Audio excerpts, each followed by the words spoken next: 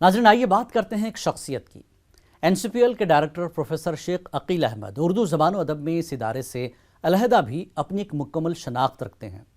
मुल्क की मानाज़ दिल्ली यूनिवर्सिटी में प्रोफेसर शेख अकील अहमद NCPL से जुड़ने से कबल उर्दू ज़बान व अदब की बेमिसाल खिदमत अंजाम देते रहे हैं। इस इदारे की जिम्मेदारी उन्होंने उर्दू ज़बान की खिदमत के मिशन के तौर पर ही कबूल की थी। जो लोग प्रोफेसर शेख अकील अहमद को सिर्फ NCPL के डायरेक्टर की हैसियत से जानते हैं, उनकी प्रोफेसर शेख अकील अहमद की ज़िंदगी के सफ़र से वाकफ़ियत निहायत ज़रूरी है। ये सभी के लिए जानना ज़रूरी है कि किस तरह इस दस्त की स्याही में प्रोफेसर शेख अकील अहमद ने अपनी उम्र के कीमती दिन और रात सर्फ किए हैं, ताकि वो न सिर्फ अपनी ज़िंदगी को एक मुस्बत रुख अता कर सकें, बल्कि अपने बाद आने वाले उर्दू के तलबा को भी कामयाबी की मंजिलों से हमकिनार कर सकें। कोई एक दिन में प्रोफेसर शेख अकील अहमद नहीं बनता है। इसके लिए ज़मीन व आसमान के दो पाटों के बीच रात दिन पिसना पड़ता है, तब जाकर कहीं पत्थर मोम होते हैं और सहराओं में गुलाब खिलते हैं। पेश है प्रोफेसर शेख अकील अहमद की ज़िंदगी के सफ़र और उनकी शख्सियत का अहाता करती हमारी ये काविश। ये फूल हमें कोई विरासत में मिले हैं, तुमने मेरा कांटों भरा बिस्तर नहीं देखा।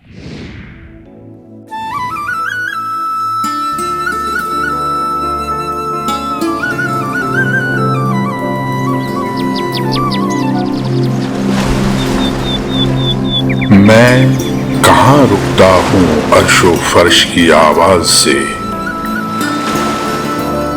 मुझको जाना है बहुत ऊंचा हदे परवाज से।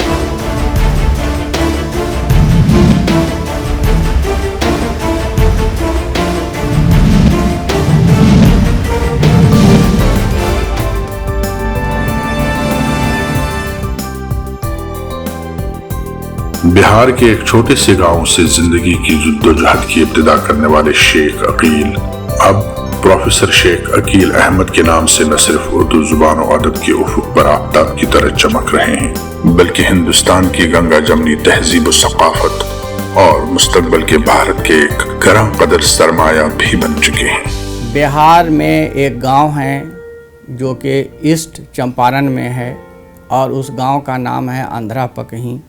मैं उसी अंधरा पकही में पैदा हुआ था। मेरे वालिद का नाम शेख शफ़ी अहमद है।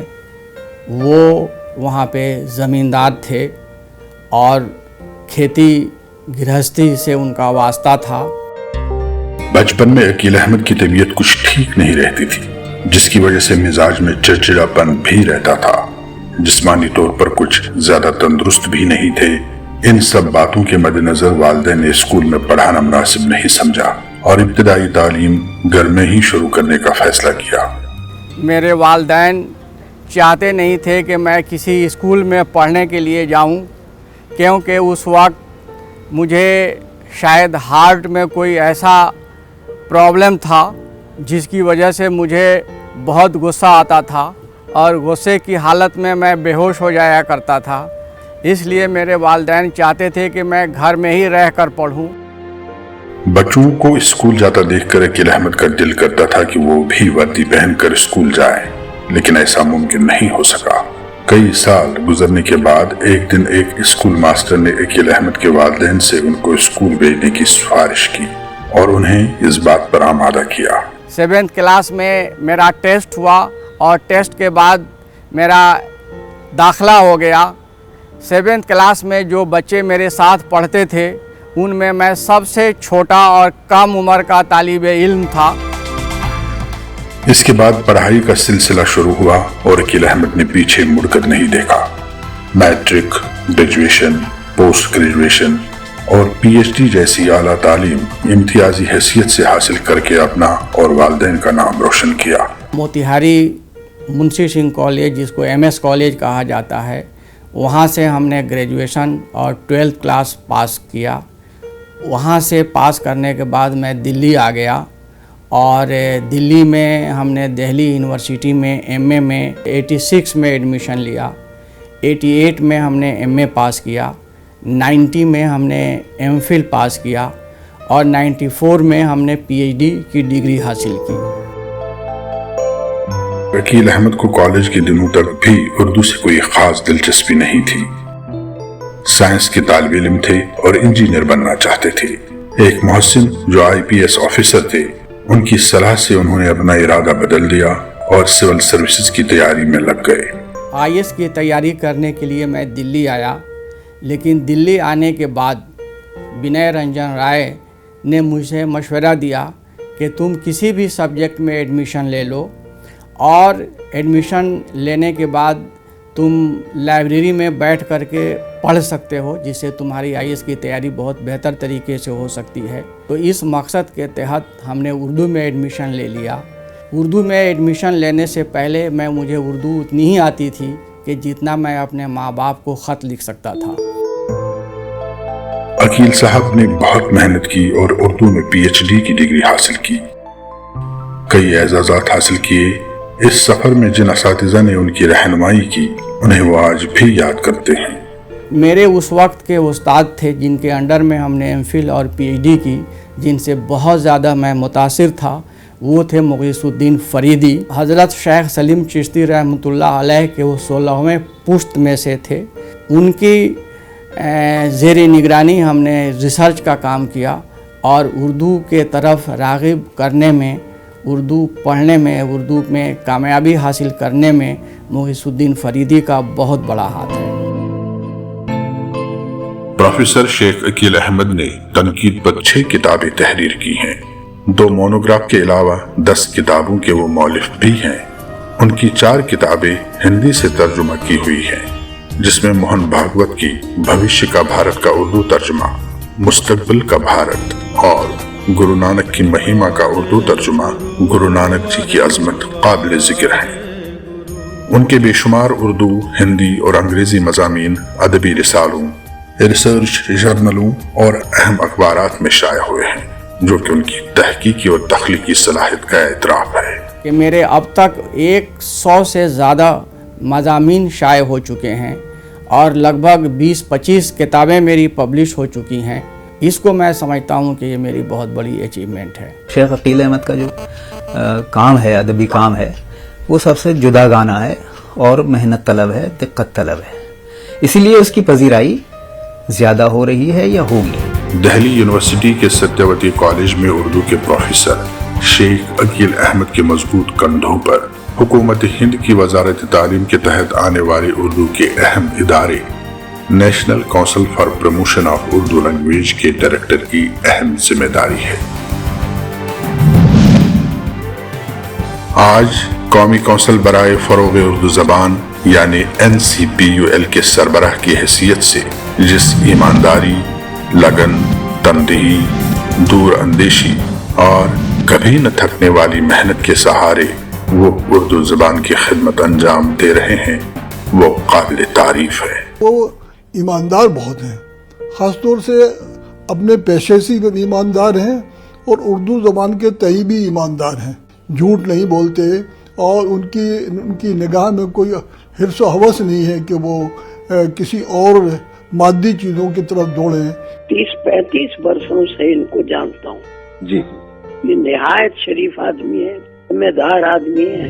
ہمارے وزیر اعظم نریندر مودی صاحب یہ چاہتے ہیں کہ اگر ہم سینٹر سے 100 روپیہ ریلیز کریں تو وہ جہاں پہنچنا چاہیے وہاں پہنچے، یعنی ایک نیا پیسہ بھی بیچ میں ادھر ادھر نہیں ہو۔ اور مجھے یہ کہتے ہوئے بے حد خوشی اور ایک سیٹسفیکشن ہو رہا ہے کہ ہم نے سرکار کے پیسے کو کسی بھی اعتبار سے ضائع نہیں ہونے دیا، ہم نے اس کا بہت صحیح استعمال کیا۔ شیخ عقیل احمد ریڈیو اور ٹیلی ویژن کے پروگراموں میں بھی زبان و ادب کے اہم ماہر کی حیثیت سے ایک زمانے سے شرکت کرتے رہے ہیں اور یہاں بھی اپنی ایک علیحدہ شناخت درج کرائی ہے۔ صرف یہی نہیں، پروفیسر شیخ عقیل احمد نے انگنت قومی اور بین الاقوامی سیمیناروں میں کلیدی خطبات کے علاوہ ریسرچ پیپرز پیش کیے ہیں۔ اس کے علاوہ ادب و سماج کے لیے اپنی اہم ذمہ داری سمجھتے ہوئے انہوں نے مہمان خصوصی کی حیثیت سے بھی 100 کے قریب سماجی اور ثقافتی پروگراموں میں شرکت کی ہے اور اپنی تقریروں سے ذہن و دل کے دروازے کھولے ہیں۔ چھوٹے سے چھوٹے جلسے میں پہنچتے ہیں اور اپنی بات کہتے ہیں، اور وہ بڑے سے بڑے جلسے میں پہنچتے ہیں، اور غیر مقامی علاقوں میں بھی جا کر وہ ان جلسوں میں کونسل کی بات، اردو کے فروغ کی بات اور کیا ممکنات کی بات کرتے ہیں، اور بہت قاعدے سے وہ اپنی بات کرتے ہیں۔ عقیل صاحب کو کئی سرکاری اور غیر سرکاری تنظیموں سے ان کی ادبی خدمات کے لیے بے شمار تعریفیں ملی اور انہیں کئی سارے اعزازات سے بھی نوازا گیا، حالانکہ وہ اس بات کو زیادہ ترجیح دیتے ہیں کہ کیسے وہ ملک اور بیرون ملک کے طلباء کی زیادہ سے زیادہ رہنمائی کر سکے۔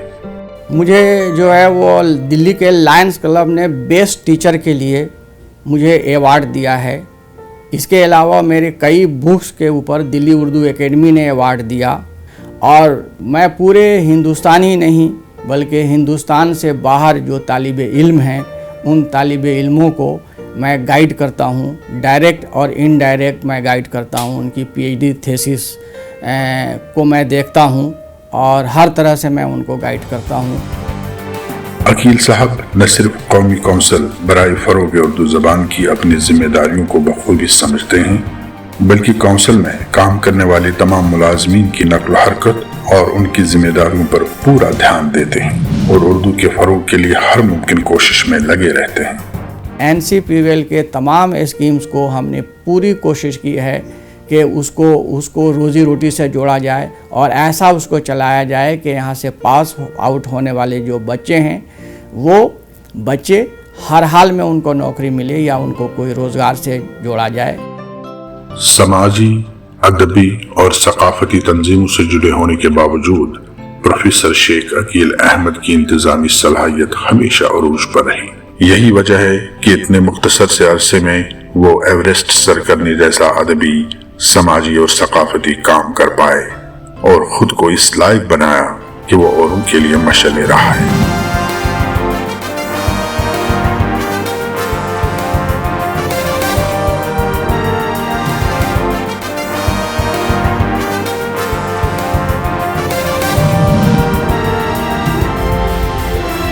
شیخ عقیل احمد نے تھکنا نہیں سیکھا، وہ کبھی کسی کے دباؤ میں بھی نہیں آتے ہیں اور ان کی زندگی مسلسل عمل پیہم کی مثال ہے۔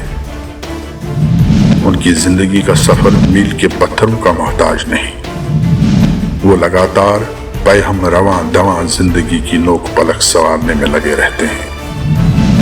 ان کا یہ سفر ایسی منزل کا متلاشی ہے جو مستقبل کے بھارت کی منزل ہوگی، جو وسودھیو کٹمبکم یعنی عالمی بھائی چارے کی منزل ہوگی، جو پوری دنیا کے انسانوں کے لیے سروے بھونتو سکھنا یعنی سب کا ساتھ سب کا وکاس کی منزل ہے۔